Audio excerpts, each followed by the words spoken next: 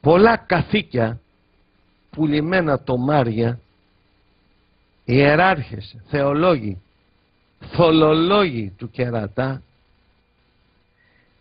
υποστηρίζουν κάτι που έχει γραφεί στα Ευαγγέλια με σκοπό την παραπλάνηση ότι ο Ιησούς από την μάνα του κατάγεται από το γένος Δαβίδ, σκατά στα μούτρα του Δαβίδ και στο γένος το κατάπτυστο των Ιουδαίων.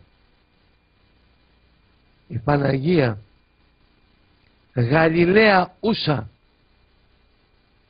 δεν κατάγεται από το γένος Δαβίδ που γράφει το Ευαγγέλιο τεχνιέδος, βάζοντας το μέσα για να το καταπιούν οι Έλληνες και να το βουλώνουν σε σχέση με το Ιουδαϊκό στοιχείο ότι η Παναγία κατάγεται από το Δαβίδ, σκατά στα μούτρα του Δαβίδ και στον τάφο του Δαβίδ. Η Παναγία είναι Ελληνίδα, είναι Γαλιλαία. Ο πατέρας της, ο Ιωακήμ, το όνομά του δεν είναι Ιωακήμ, ήτανε στο θρήσκευμα Εβραίοι, γιατί ήταν η περιοχή τέτοια όπου το θρήσκευμά τους ήταν Ιουδαϊκό. Η καταγωγή τους όμως ήταν ελληνικότατη. Το όνομα του πατέρα, της Μαρίας, της Μέρας, ήταν Πάνθυρ ή Πανδύρας, με χειρόγραφα στο Άγιο Όρος, στη Μονή Ιβύρων. Το όνομα του πατέρα της Παναγίας ήταν Πανδύρας ή Πάνθυρας, διότι υπήρχε μία λεγεώνα στη Ρωμαϊκή Αυτοκρατορία και στο πολεμικό σύστημα, στο στρατιωτικό σύστημα. Πώς έχουμε εμείς τα ΟΙΚ, υπήρχε εκεί μία λεγεώνα που ονομάζονται Πάνθυρες και φορούσαν και δέρμα πάνθυρος. Αν έχετε δει σε έργα, αν έχετε δει σε ανάγλυφα, φορούσαν το ένδυμα του πάνθυρος. Αυτοί ονομάζονται Πάνθυρες. Έγινε στην καταγωγή από την Τύρο ο Ιωακήμ. Το όνομα αυτού λοιπόν, Πανδύρας ή Πάνθυρας, Έλληνας καταταγής στο Ρωμαϊκό στρατό, τότε νέος στο τάγμα των Πανθύρων, και ονομάστηκε Πάνθυρ, Πανδύρ. Τι δουλειά έχει ο Γαλιλαίος Πάνθυρ, Πανδύρ, με την καταγωγή του Ιουδαίου Δαβίδ? Θα τρελαθούμε ρε, θα τρελαθούμε ρε. Σε ποιους μιλάνε ρε καραγιόζιδες? Σε ποιους μιλάνε? Στους τιτάνες της γνώσης, στους Έλληνες αλήτες της γνώσης. Ελληνίδα η Παναγία ρε, Μέρα, που πάει να πει φως, φωτεινή, το άστρο της μέρας.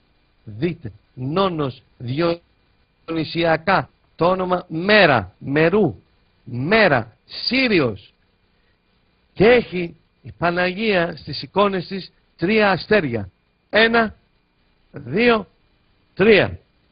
Ο Σύριος, ο Σύριος Β και ο Σύριος Γ.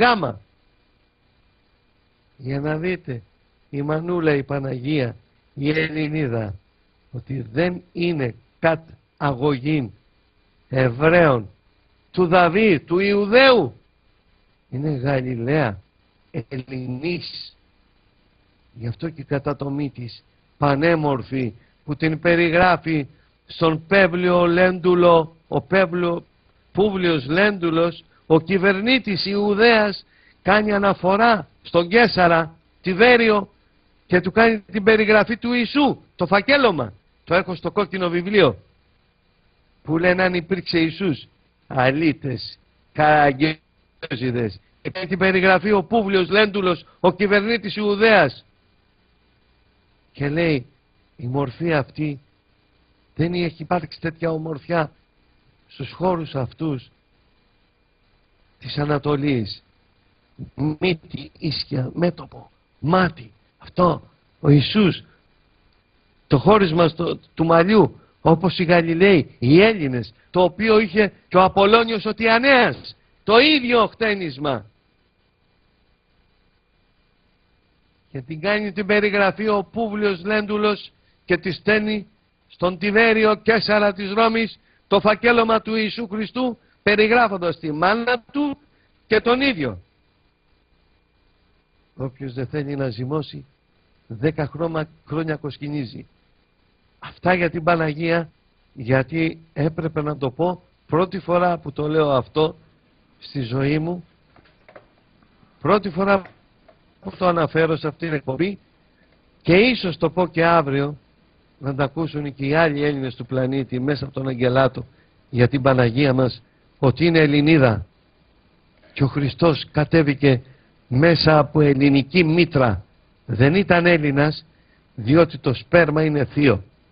Όμως εφόσον οι Εβραίοι θέλουν να δίνουν την καταγωγή όποτε τους βολεύει μέσα από την καταγωγή της μάνας, λένε Ιουδαίος, ενώ στη δική τους καταγωγή λένε Αβραάμ γέννησε Ιακώβ, Ιακώβ Ισαάκ. Δεν λες Σάρα γέννησε Μάρα και το κακό συνταπάντημα. Ναι, αλλά αυτό τα λένε και οι δικοί μας οι παπάδες. Αβραάμ. Μια φορά που βρέθηκα κατά λάθος σε μια εκκλησία, άκουσα. Κώστα, μην το χαλάς. Μα τους άκουσα. Μην το χαλάς. Βρε, μην πω κουβέντες. Δεν άκουγα. Ισαάκ γέννησε Αβραάμ. Ναι. Όμως οι Εβραίοι, οπότε τους βολεύει, λένε η καταγωγή του ανδρός, του ανθρώπου είναι.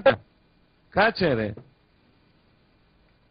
Αν είναι από τη μάνα, γιατί καλέσατε την απογραφή στην Ιουδαία, στην Ιερουσαλήμ, και κατέβηκε ο Ιωσήφ στη Βιθλεέμ που ήταν καταγωγής Ιουδαϊκής, για να γίνει η απογραφή του? Πήγε εκεί που γεννήθηκε ο Ιωσήφ της Μαρίας και πήγε στη Βιθλεέμ για να γίνει η απογραφή του εκεί που γεννήθηκε.